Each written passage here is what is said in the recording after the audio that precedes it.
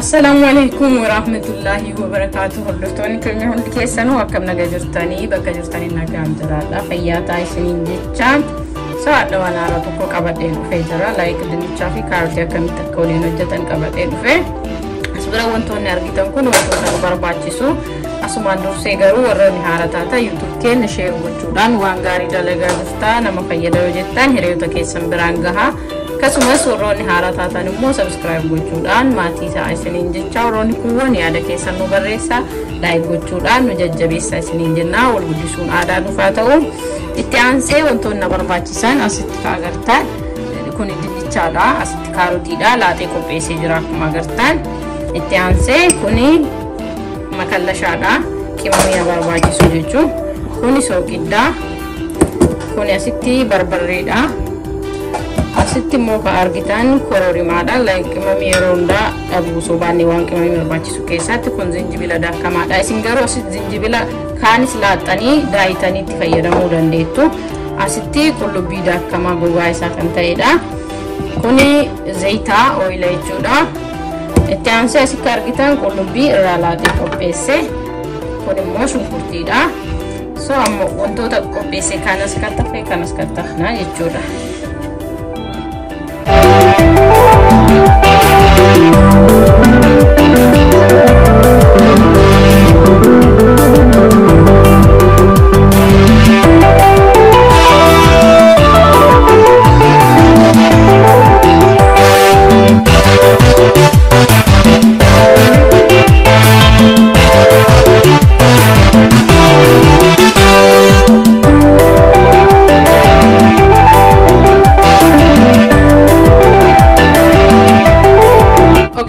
Barbaachisan eega qopheesseen booda like kun kaarotii kiyyalee maashinaan akka naddaakee jira kun akkuma agartan kanatti amma maal goona eega wantoota barbaachisan qopheessine distii kenna itti bannaa distii kenna itti bannee distiin yeroo xiqqoo oo'e ooyila itti goona. Okay amma distiin kiyya oo'ee jira ooyila itti goona.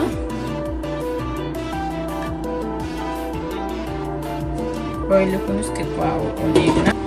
So amma eega oil like ani asitti qullubbii illee asumaan godhee shunkurtii illee asumaan godhee jara lachuu al tokkoon itti naqaa.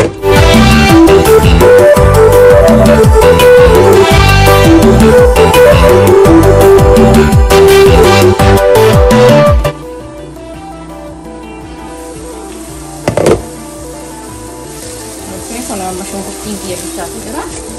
So amma maal goona? Dursa barbare itti goona. Akkuma fedha keessanii itti goona.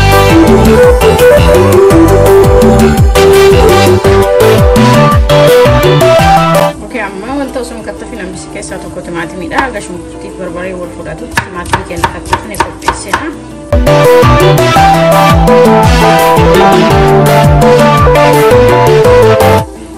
Okay, amma shunkurtiif barbareen keenya kun akkana wal fudhataa jira. Akka barbareen nu gubne like kophaa isee kan madhiise.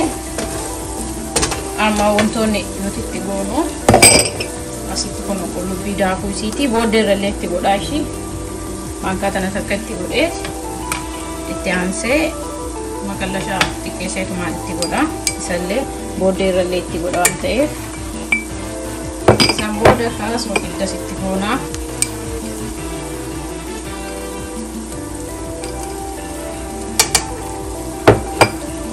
Achi booddee kororimaa itti goona.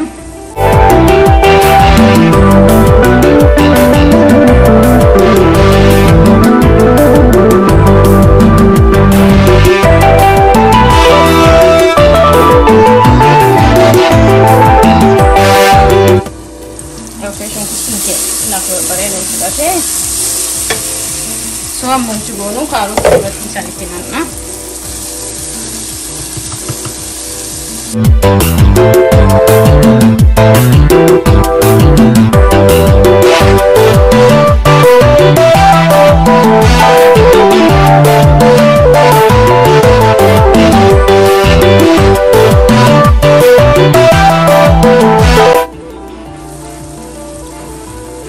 Egaa kun akkana wal fudhatee booda kun timaatimii illee kan qophiillee itti godheera kaarota illee akkuma itti godhee amul fudhateera aga daqiiqaa 10 akkanuma waliin dhaafsiise.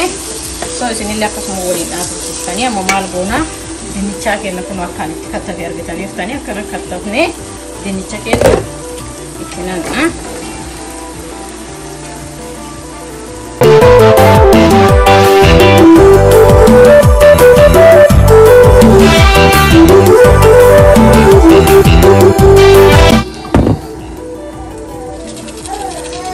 Ada daqiiqaa 3-4 akkana eeguuf kunniin lama wal fudhatee maal goona bishaan itti naqna haga barbaachisu haga hojjannuun itti naqna.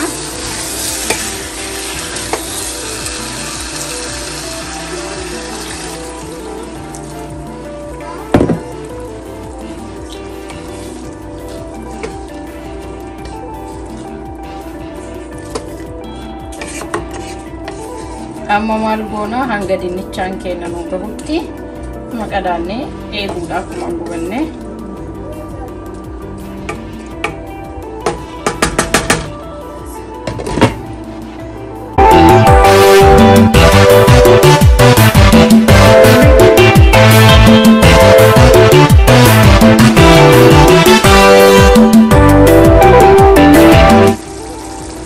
dhumarra eega ga'ee booddee maal goona makallashaa dhumarra illee itti godhe isiniin jeessan itti godhee jira dhumarra ga'ee jira yookiin ramma dinnichaa isinitti agarsiisa akkam akka gahe kunoo yoo gaccabsan hin beeksisa hin cabaa jechuudha. Kun akkuma argitan dhabeeraa sirriitti illee muudunee bilchaatee illee biran tarree eega itti goone booda sooqidda laaltanii birootti dabaluudha. Achi booda yoo barbaadan dhadhaa itti godhattu yoo hin barbaanne hin dhiistu. Akkuma argitan kana kun waliin xiyyeeffadha.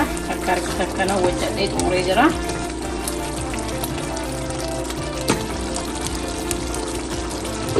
Amma maal godhaa ibidda biyya jalaa dhaamsa.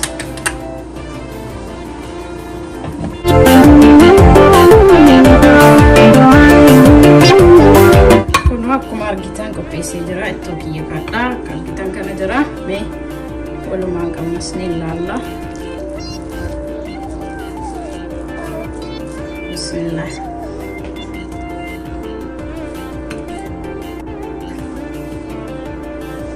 Masyaallah nyaata ajaa'ibaati. Ittoo ajaa'ibaati. Sisteema kanaan hojjedha. Baay'ee jaallattu hundi keessanuu. Hanga qophii biraatiin walitti deebinutti isin nu jabaadhaa. YouTube kennamuu jajjabeessuu hin dagatina. Wal biraan gahuu hin dagatina. Yaada keessanillee barreessuu hin dagatina. Assalaamu alaikum wa rahmatullahi wa barakaatuh.